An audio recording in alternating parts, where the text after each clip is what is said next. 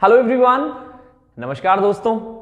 Start करते हैं vocabulary. जी हाँ दोस्तों, 26 सेशन हम लोग वोकैबुलरी की फिनिश कर चुके हैं और आज है हमारा सेशन 27।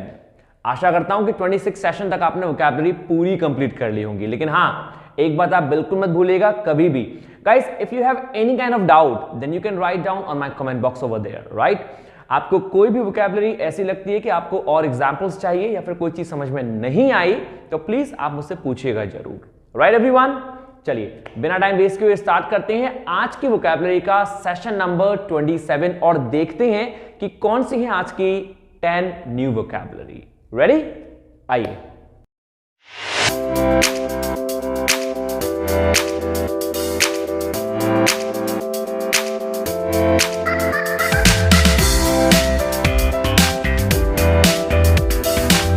दोस्तों स्टार्ट करते हैं अपनी 10 वोकैबुलरी से और आज की नंबर 1 वोकैबुलरी है हमारी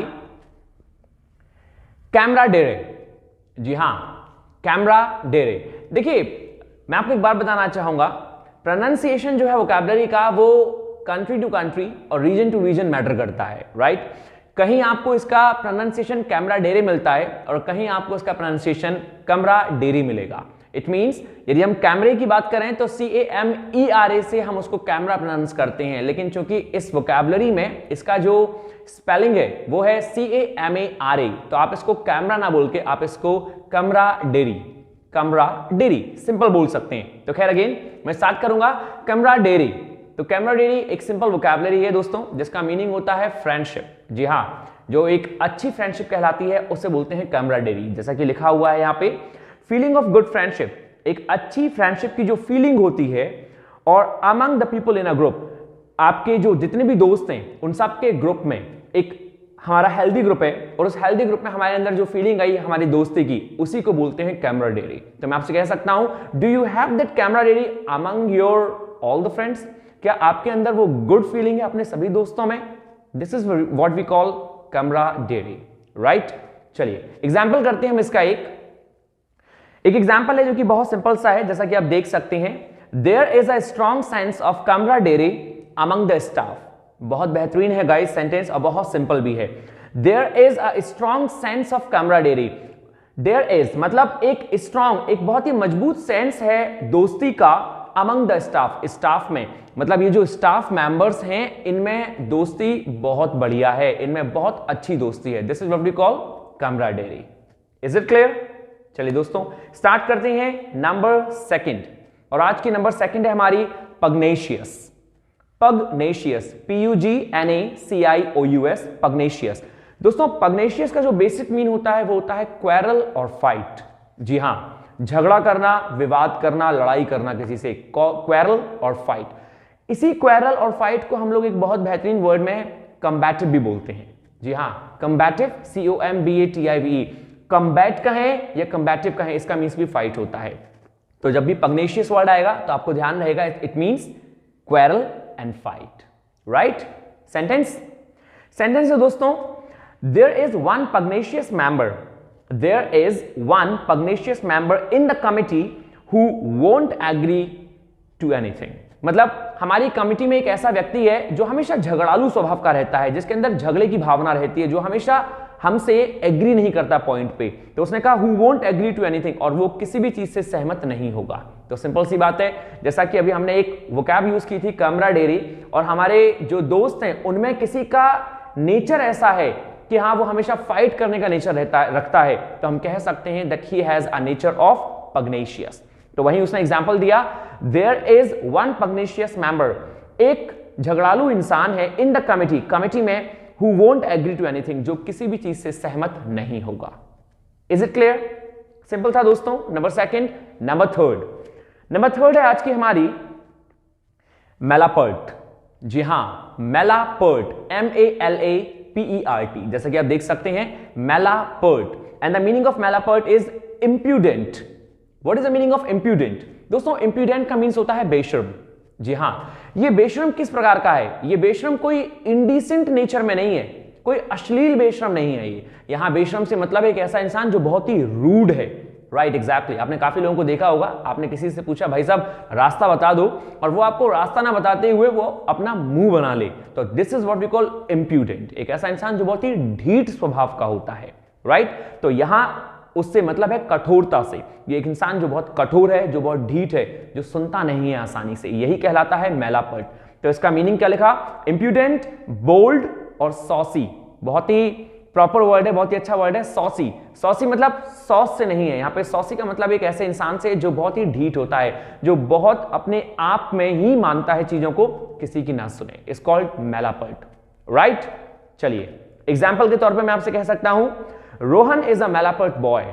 जी हां, Rohan is a malapert boy, या फिर मैं कह सकता हूं माय फ्रेंड इज मैलापर्ट। मेरा जो दोस्त है या जो रोहन है वो बहुत ही ढीठ इंसान है। तो ढीठ के लिए हम मैलापर्ट यूज करते हैं। वैसे तो बहुत कॉमन वोकैबुलरी है ढीठ की, स्टबर्न, STUBBORN। इसी स्टबर्न के प्लेस पे दोस्तों हम कह सकते हैं मैलापर्ट। मैं आपसे एक बात कहना चाहूंगा, जो कॉमन वोकैबुलरी आप अपनी डेली लाइफ में यूज करते हैं, कोशिश करें उनको सब्स्टिट्यूट करने की, उनको रिप्लेस करने की, क्योंकि दोस्तों कॉमन तो आपको आती ही आती हैं, लेकिन what actually is new something, right. तो यदि आप कुछ न्यू याद करते हैं और न्यू यूज करते हैं तो you can easily remember for ever your life, right. तो कोशिश करें उन सब को अपने अंदर उतारने की और इन वोकैबुलरी को रिप्लेस करें अपनी पुरानी वोकैबुलरी से, and then that would be the easy task for you to remember. काफी स्टूडेंट्स के क्वेश्चंस होते हैं सर वोकैबुलरी याद नहीं होती, तो वोकैबुलरी याद की भी नहीं जाती दोस्तों। यदि कोई आपसे कहता है कि वोकैबुलरी रटो और याद करो, तो आप कभी रट नहीं पाएंगे। ऐसा कोई मूल मंत्र नहीं होता, ऐसी कोई निमोनिक साइंस नहीं है जिससे वोकैबुलरी रटी जाए। रट के क्या कर लेंगे आप रट के उसको 10 दिन याद रखेंगे, 20 दिन, 1 महीने। यदि दोस्तों आपको लाइफ लॉन्ग याद रखनी है, यदि आपको अंत तक याद रखनी है चीजों को, तो आप प्लीज उनको यूज करें। सो वेल एनीवे, ये थी हमारी थर्ड वोकैबुलरी मैलापर्ट। स्टार्ट करते हैं नंबर 4। नंबर 4 है दोस्तों प्रोसैलिटाइज। जी हां, बहुत ही अच्छी वोकैबुलरी में से एक है प्रोसैलिटाइज। प्रोसैलिटाइज का मतलब होता है कन्वर्ट, लेकिन convert in what sense? Convert in faith, जो आपके विश्वास को कन्वर्ट कर दे, आपकी सोच को कन्वर्ट कर दे। This is what we call proselytize. ये टेक्निकल वर्ड है लेकिन स्पिरिचुअल भी है ये वर्ड। ये बहुत सिंपल है, बहुत यूज भी होता है दोस्तों। प्रोसैलिटाइज मींस कन्वर्ट्स वंस फेथ, या फिर परसुएड, किसी को लुभा लेना अपनी बातों में, इसको प्रोसैलिटाइज। जैसा कि एग्जांपल में हम समझेंगे, the preacher sent out his congregation. जो प्रीचर है, जो इंसान सभा करता है, जो बोलता है, स्पीकर है, सेंट आउट, उसने भेजा, हिज कॉन्ग्रेगेशन, अपनी सभा को, जो भी लोग उसको सुनते हैं, टू प्रोसैलिटाइज टू द कम्युनिटी, कि वो कम्युनिटी को प्रोसैलिटाइज करें, वो कम्युनिटी के विश्वास को बदलें। मतलब एक कम्युनिटी है जो कुछ सोचती है और उसकी सोच को बदलें। कौन बदलें? जो प्रीचर के फॉलोअर्स हैं, जो प्रीचर के कॉन्ग्रेगेशन हैं, जो सभा के गण हैं लोग, वो कम्युनिटी की सोच को बदलें। This is what we call proselytize here, right. एक बहुत सेकंड एग्जांपल, बहुत बेहतरीन। Do you have an argument strong enough to proselytize someone to believe you? What does it mean? Very simple दोस्तों, बेहतरीन सेंटेंस है। Do you have an argument strong enough? क्या तुमने कभी किसी से पर्याप्त स्ट्रॉन्ग आर्ग्यूमेंट, स्ट्रॉन्ग बहस की है? किस लिए? To proselytize someone to believe you, उसको कन्वर्ट करने के लिए। किन बातों पर? कि वो तुम पे विश्वास करे। जी हां, काफी लोग हम पे विश्वास नहीं करते, आपने देखा होगा, तो उनको मनाना बड़ा मुश्किल होता है। तो सेनेस ने क्या कहा कि क्या तुमने कभी किसी से बहस की है, बहुत ज्यादा बहस की है इस बात पर कि लोग तुम पे विश्वास करें? तो वो जो बहस करते हैं हम किसी से इस बात पर, तो दोस्तों अब बहस किस बात पे की जा रही है? कि वो अपने विश्वास को कन्वर्ट करें और वो तुम्हारी बात माने। तो यहां प्रोसैलिटाइज का मीन है कि चीजों को मानना, मतलब तुम पे विश्वास करना, राइट। सेम चीज आ रही है प्रोसैलिटाइज, मतलब कन्वर्ट्स फेथ, किसी के विश्वास को कन्वर्ट करना। नंबर 3 दोस्तों, एक और एग्जांपल है। The lawyer worked with his clients. एक जो लॉयर था उसने वर्क किया, उसने काम किया अपने क्लाइंट्स के साथ, टू प्रोसैलिटाइज द जज। ओ भैया, जज को प्रोसैलिटाइज करने के लिए, मतलब एक लॉयर कोशिश कर रहा है अपने क्लाइंट्स के साथ कि वो जज जो है, जो वहां पे ज्यूरी बैठी है, जो जज बैठा है, उसको ही प्रोसैलिटाइज कर दे, उसको ही अपनी बातों में कन्वर्ट कर ले, hoping to get a decision in their favor. Oh my God! Most of the time in this hypocrisy age, इस कलयुग में हम सब इन बातों को सुनते हैं और देखते भी हैं कि लोग कोशिश करते हैं कि हाँ ठीक है भाई, जज को ही खरीद लेते हैं। तो वही सेनेस ने कहा कि जो लॉयर है उसने कोशिश की अपने क्लाइंट्स के साथ कि वो जज को प्रोसैलिटाइज करे, वो जज को कन्वर्ट कर ले अपनी बातों में। मतलब क्यों करना चाहते हैं ऐसा? होपिंग, इस आशा से, to get a decision in their favour, कि जज उनके फेवर में डिसीजन दे दे। इस बात के लिए जो लॉयर था वो चाहता था कि वो प्रोसेलिटाइज करे किसको, जज को, अपने किसके साथ, क्लाइंट के साथ। उसने ये भूमिका बनाई। तो प्रोसेलिटाइज मींस सेम, कन्वर्ट करना, अपनी बातों में लेना। तो हमने इन 3 एग्जांपल से सीखा, बहुत सिंपल, कि प्रोसेलिटाइज का यूज कैसे करते हैं और इसका मीन क्यों होता है और कैसे होता है कन्वर्ट करना, राइट। चलिए दोस्तों, नंबर 5 है हमारी वर्नाकुलर। जी हां, बहुत फेमस वर्ड है ये और मोस्टली पीपल इसको यूज भी करते हैं। वर्नाकुलर लैंग्वेज मींस नेटिव, तो नेटिव चीजें कहलाती है वर्नाकुलर। देखते हैं इसमें क्या लिखा है, नेटिव स्पीच, एक ऐसी स्पीच जो कि वहां के लोगों द्वारा बोली जाती है, इज कॉल्ड वर्नाकुलर। यदि मैं मथुरा में जाके लोगों से पूछूं कि भाई आपकी वर्नाकुलर क्या है, तो लोग कहेंगे ब्रजभाषा। तो Brajbhasha is what, Brajbhasha is their native language. यदि मैं महाराष्ट्र में जाके बोलूं तो Marathi is a vernacular for them. Gujarat में Gujarati is a vernacular, right everyone. तो वर्नाकुलर मींस नेटिव स्पीच, जो वहां की भाषा है। तो इसी को हम कहते हैं नेटिव स्पीच, स्पोकन लैंग्वेज या फिर स्लैंग। दोस्तों स्लैंग का मतलब लोग अक्सर लेते हैं कि गलत भाषा, ना, स्लैंग का मींस कभी गलत भाषा नहीं होता। स्लैंग का मतलब होता है ठेठ भाषा। ठेठ का मतलब ये हो गया कि वहां के लोग जो यूज करते हैं। हो सकता है कि आप हिंदी खड़ी बोली यूज करते हो, आपकी हिंदी खड़ी बोली है। खड़ी बोली का मतलब हम हिंदी में ऐसे कहते हैं कि तुम क्या कर रहे हो, ये हमारी प्रॉपर हिंदी है। लेकिन यदि हम ब्रज भाषा में कहें चौंक्या है रोए, तो this is what we call somehow like that, कि हाँ ये एक ठेठ भाषा नहीं है, ये ठेठ भाषा है। ये क्या है, ये है दोस्तों हमारी ब्रज भाषा। तो इसी को हम स्लैंग बोल देते हैं, लेकिन ये गलत तो नहीं है, हो सकता है कि किसी को गलत लगता हो। सो इसी को हम लोग बोलते हैं वर्नाकुलर। M I clear. जैसे हम पूर्वी उत्तर प्रदेश में जाएं, राइट, तो हम वहां की लैंग्वेज को अलग पाते हैं। तो वहां की जो लैंग्वेज है, जो लोग बोलते हैं, that's what we call vernacular. I hope कि बहुत सिंपल है आपके समझने के लिए। एक एग्जाम्पल देखते हैं दोस्तों। He wrote in the vernacular to reach a large audience. वो बहुत बड़ी ऑडियंस में पहुंचना चाहता था, इसीलिए उसने जो लिखा वो वहां के लोगों की लैंग्वेज में ही लिख डाला। This is what you call vernacular, simple. यदि मुझे अमेरिका के लोगों को हैप्पी करना है, प्रसन्न करना है, तो मैं क्या करूंगा, मैं हिंदी लिख के प्रसन्न करूंगा क्या उनको? नहीं, तो मुझे वहां की लैंग्वेज लिखनी पड़ेगी, इंग्लिश। तो दोस्तों वहां की इंग्लिश लैंग्वेज में जब लिखूंगा तो वहां के लोग समझेंगे और वो प्रभावित होंगे। तो this is what we call vernacular, means native speech, right everyone. चलिए दोस्तों नंबर नेक्स्ट करते हैं, नंबर 6। नंबर 6 है आपकी आज की कल्मिनेटिव। जी हां, CULMINATIVE, culminative, and which means climax. जी हां, इसका मीनिंग होता है क्लाइमैक्स, मींस सर्वोच्च शिखर, बहुत ऊंचा, सबसे लास्ट का पॉइंट कहलाता है culminative, right. Culminative means climax. इसी क्लाइमैक्स को आप बोलते हैं कंक्लूड, मतलब बिल्कुल ही कंक्लूड कर देना, लास्ट कर देना पार्ट, सारांश निकाल देना किसी चीज का, या highest point is called culminative, right. Sentence, हर लॉन्ग एक्टिंग करियर, उस लड़की का, उस बंदी का जो लॉन्ग एक्टिंग करियर था, कल्मिनेटेड। कल्मिनेटेड मींस वो बिल्कुल सर्वोच्च शिखर पे पहुंच गया। दोस्तों ये हमने यूज किया एज अ वर्ब, ईडी लग गया, इट मींस वर्ब बन गया। तो सेंटेंस ने कहा हर लॉन्ग एक्टिंग करियर कल्मिनेटेड, उसका जो लॉन्ग, लंबा सफर था एक्टिंग का, वो सर्वोच्च शिखर पे पहुंच गया। कब? When she won the Oscar, जब उसने ऑस्कर जीता। हम सब जानते हैं कि सबसे हाईएस्ट अवार्ड में से एक आता है अकेडमी अवार्ड, जिसे हम ऑस्कर अवार्ड के नाम से जानते हैं। तो यदि किसी व्यक्ति ने ये जीत लिया तो इट मींस वो अपने करियर की लास्ट सीमा पर पहुंच गया। This is what we call दोस्तों कल्मिनेटिव, मींस सर्वोच्च शिखर, राइट। चलिए दोस्तों नंबर 7 करते हैं, और आज के नंबर 7 है कॉय, COY, कॉय। और दोस्तों कॉय का मतलब होता है बेशफुल, टिमिड या डिम्योर, मींस शर्म करना, बहुत ज्यादा शर्म करना। आपने कुछ लोगों को देखा होगा, कुछ लोग अपने आप में ही रहते हैं, लोगों से घुलते मिलते नहीं है, तो they are having the shy nature. तो वो जो शाय नेचर है, जो शर्म का नेचर होता है, वही कहलाता है कॉय, और उसी को कहते हैं बेशफुल। टिमिड, टिमिड मतलब डरपोक। टिमिड एक स्वभाव है, जैसे आपने देखा होगा खरगोश का, रैबिट का। तो rabbit has what nature?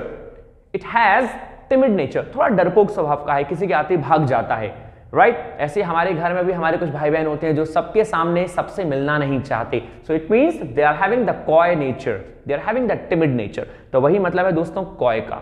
Example देखते हैं। एग्जाम्पल में है दोस्तों number 1, a coy response. A coy response means कोई किसी ने किसी को रेस्पॉन्स दिया लेकिन वो थोड़ा शर्म वाला रेस्पॉन्स था, मतलब खुल के रेस्पॉन्स नहीं दिया, थोड़ा दब के रेस्पॉन्स दिया, is called coy response. Second example, I didn't like her coy manner, मुझे उसका बिहेवियर पसंद नहीं आया। क्यों? क्योंकि उसका जो बिहेव था, जो उसका मैनर था, वो बहुत ही शर्म से भरा हुआ था। तो आई डिडंट लाइक, मैंने पसंद नहीं किया, हर, उस लड़की का, कॉय मैनर, एक शर्म से भरा हुआ व्यवहार और मैनर। क्लियर?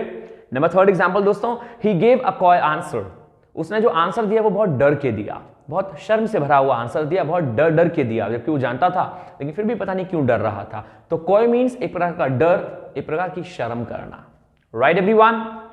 ये था दोस्तों नंबर 7। नंबर 7 के बाद स्टार्ट करते हैं नंबर 8। नंबर 8 है आपकी आज की रेवलरी। जी हां, रेवलरी, REVELRY, रेवलरी। और दोस्तों the meaning of revelry is a situation in which people are drinking, dancing, singing etcetera. जी हां, बहुत ही बेहतरीन वोकैबुलरी है। एक ऐसी सिचुएशन जब इंसान धुत होता है अपने डांस में, अपनी ड्रिंकिंग में, कुछ पीने में और मौज मस्ती में, मतलब एक्सट्रीम मौज मस्ती करना कहलाता है रेवलरी। मैं फिर से रिपीट करूंगा, a situation in which people are drinking, dancing, singing etcetera. तो इसी को हम कहते हैं नॉइजी पार्टी, जो बहुत ही शोरगुल वाली पार्टी होती है ना, उसी को कहते हैं दोस्तों रेवलरी। तो नॉइजी पार्टिंग और मैरी मेकिंग, बहुत ज्यादा नॉइज में अपनी खुशी को व्यक्त करना या खुश होना। इसमें एक बहुत ही बेहतरीन वोकैबुलरी लिख रखी है दोस्तों रेवलरी की, कॉन्विवियलिटी। जी हां, कॉन्विवियलिटी। तो कॉन्विवियलिटी ये भी बहुत यूज होता है और इसका मतलब भी होता है बहुत ज्यादा आनंद, बहुत ज्यादा प्रसन्न होना, या गेटी। जी हां, एक वर्ड होता है गे, तो वहां गे का मतलब एक दूसरा मत लीजिएगा, यहां पे गे से मतलब है प्रसन्न होने से। जिसमें आपसे कहूं आर यू गे, तो दोस्तों आर यू गे का मतलब not something else basically, right? I'm not having the question mark on your gender. I'm saying in a simple word, are you happy? Right? तो वो happy कहलाता है gay. Same whoopee, एक अलग वर्ड है, एक बहुत ही अनप्रोफेशनल वर्ड है लेकिन लोग बहुत यूज करते हैं, आपने मूवीज में बहुत सुना होगा। Hey, you whoopee means आज तुम बड़े प्रसन्न दिख रहे हो, WHOOPE, whoopee। तो ये सब दिखाते हैं दोस्तों रेवलरी को, मतलब बहुत एक्सट्रीम खुशी को, आनंद को, शोरगुल को। Example, the lottery winner was exhausted, जिसने लॉटरी जीती थी, वो जो विजेता था, वो बहुत थका हुआ था, after a long night of रेवलरी, बहुत पूरी रात की हुई पार्टी से। मतलब उस जो बंदे ने लॉटरी जीती थी, उसने पूरी रात पार्टी की, बहुत नॉइजी भरी पार्टी करी, इसलिए वो थक गया था, एग्जॉस्ट हो गया था। इट्स कॉल्ड रेवलरी, मींस बहुत ज्यादा पार्टी मैन होना या बहुत ज्यादा पार्टी करना शोरगुल के साथ। राइट दोस्तों, ये थी नंबर 8। स्टार्ट करते हैं नंबर 9, और आज की नंबर 9 है सैशिएट। जी हां, सैशिएट। दोस्तों इसका एक प्रोनाउंसिएशन सैचिएट भी होता है, तो आप सैचिएट भी बोल सकते हैं, लेकिन एक्चुअल इसको हम सैशिएट बोलते हैं, इसमें श का प्रोनाउंस होता है, तो सैशिएट। और सैशिएट का मीन्स होता है दोस्तों सैटिस्फाइड, संतुष्ट होना। इसी संतुष्ट को बोलते हैं quench. The meaning of quench is अपनी प्यास बुझाना।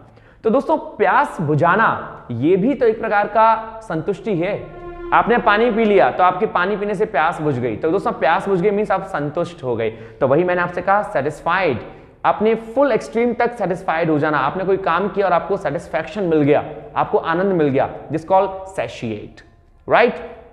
Sentence, a long drink of water at last satiated my thirst. Simple, वही एग्जांपल जो मैंने आपसे कहा था कि a long drink of water मतलब एक पानी का बहुत बड़ा घूंट पीने के बाद मेरी जो प्यास है वो सैशिएट हो गई, मतलब वो बुझ गई। A long drink of water at last satiated my thrust. अपनी थ्रस्ट को मतलब अपनी प्यास को बुझाना, तो बुझाने को, संतुष्ट करने को हम लोग बोलते हैं सैशिएट। राइट? तो दोस्तों नंबर 9 के बाद आज की लास्ट नंबर 10, और नंबर 10 है इम्पीडिमेंट। जी हां, इम्पीडिमेंट, IMPEDIMENT, इम्पीडिमेंट बहुत ही सिंपल वोकैबुलरी है, बहुत एग्जाम में हमारे यूज होने वाली वोकैबुलरी है। इसका मीन होता है रुकावट। जी हां, इम्पीडिमेंट मींस बाधा या रुकावट, जिसे आप लोग बोलते हैं ऑब्स्टेकल। और यहां पे हम लोगों ने लिख रखा है, जैसा कि आपने देखा, हिंड्रेंस, ऑब्स्ट्रक्शन या डेट्रेंट। डेट्रेंट एक बहुत पॉपुलर वोकैबुलरी है, मतलब किसी को रोकना किसी काम को करने से, डेट्रेंट। तो डेट्रेंट का है, इंपीडिमेंट का है, ऑब्स्ट्रक्शन का है या हिंड्रेंस का है, ये सभी जो वोकैबुलरी है इनका मीन होता है बाधा या रुकावट। Right everyone? तो एक बार सेंटेंस कर लेते हैं जल्दी से।